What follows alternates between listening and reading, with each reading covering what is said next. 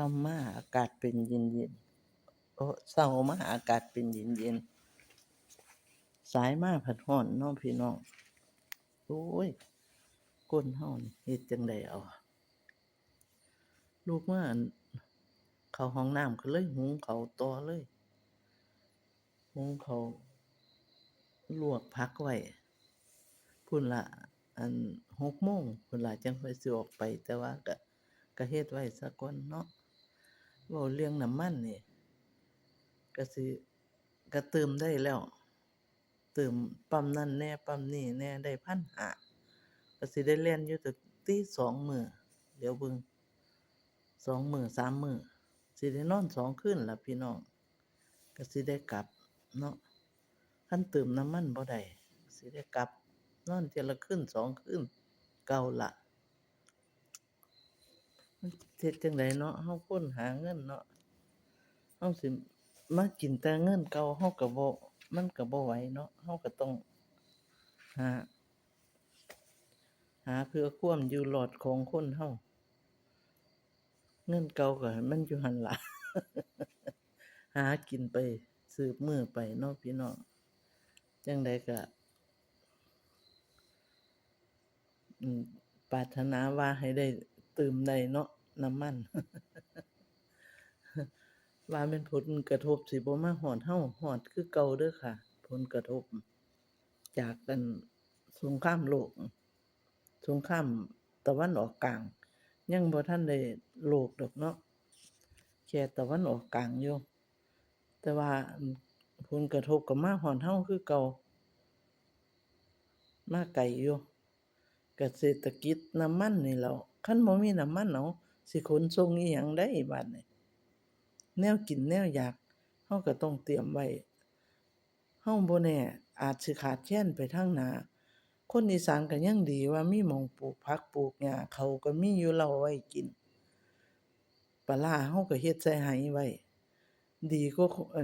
คนจังภาคกลางเนาะเพิ่นสิซื้อเช้าซื้อแลงแม่นบ่บัดนี้เอ้าคันบ่มีน้ำมันไปซื้อบัดนี้ผู้เพิ่นกระทบหลายกว่าเฮานี่ก็ยังอยู่อีสานเฮาก็ยังไคปลูกผักกินได้หาเก็บผักนำให้นำนานำข้างหัวข้างสวนเฮากินได้อยู่เฮาก็ยังอดบ่ได้อดตายเฮาก็ยังได้กินไปมื้อๆเนาะคันบ่มีแนวกินอีหลีเฮาก็จ้ำปลาแดกจ้ำแจ่วที่เฮาเฮ็ดปลาแดกใส่ไหไว้เนาะก็ยังดีอยู่ผู้ใดซื้อบ่ปลูกนี่ทรงสิหนักอยู่เด้อค่ะงานนี่เพราะว่ามันกระทบแล้วเดะมันรู้จักแล้วเดะว่าอิหยังมีอยู่นั้นแหล้วผักสิขายแต่ว่าบ่มีน้ำมันเติมรถนั่นติมันสิแก่ไปส่งได้บ่กรุงเทพอะ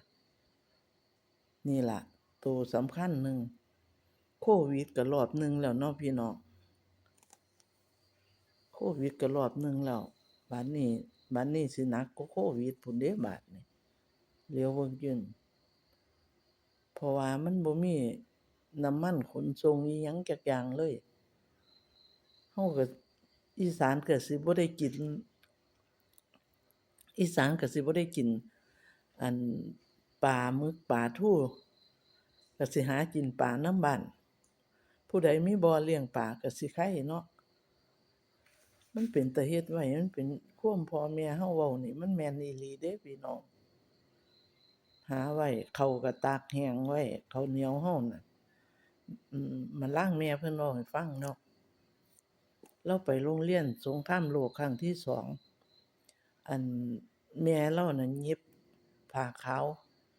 มัดใส่เอวรอบเอวเย็บผ้าขาวเป็นบ่ใหญ่ปานใดเอาเข้าใส่หั้นเอาเข้าข้าวแห้งเอาข้าวแห้งใส่แล้วก็ผูกใส่เอวให้ลูกแต่ละคนว่าซั่นเฮายังบ่ทันถึงปานนั้นฉันก็70ปีแล้วแต่ว่าก็บ่ทันถึงเห็นดอกเฮาแต่ว่าแม่เพิ่นเว้าให้ฟังแต่แม่เป็นเด็กน้อยนักเรียนพู้นเนาะบัดนี้เลาว่าอย่าไปลืมข้าวแห้งน่ะตากไว้ หามันมีสงครามโลกครั้งที่3มันสิมีอยู่เลาว่าเราก็บ่ได้ตากไว้แหล้วข้าวแห้งมีตั้งแต่เกียไก่นั่นล่ะอั่นเลาน่ะไปโรงเรียนเนาะแม่เลาเล่าให้ฟังไปโรงเรียนไปลงอยู่หลุมเพาะเป็นอาทิตย์ห่าลางเที่ยจั่งได้มาบ้านสมัยแต่กี้น้ำก็เอาใส่บั้งอันไม้ไผ่บั้งยันต์เพิ่นเอิ้นบั้งไผบั้งมันพายไปกินเพิ่นก็ลำบากคักเดะสมัยแต่กี้เป็นสงครามครั้งที่2อั่นก็อมข้าวแห้งอยู่หั่นล่ะเรียนอยู่ในหลุมเพาะนั่นล่ะเลาก็เก่งเดะแม่เลาได้หนังสือคือหยังนี่เดะบ่คือซุมื้อนี้เดะแต่ว่าเลาก็เสียไปแล้วล่ะ80กว่าปีเลาเสียอายุเลาเก่งอยู่ขนาดเรียนในหลุมเพาะเพิ่นก็เป็นแบบอย่างให้ลูกที่ดีจ้ะเอ้าเว้าส่ำนี้ก่อนเนาะ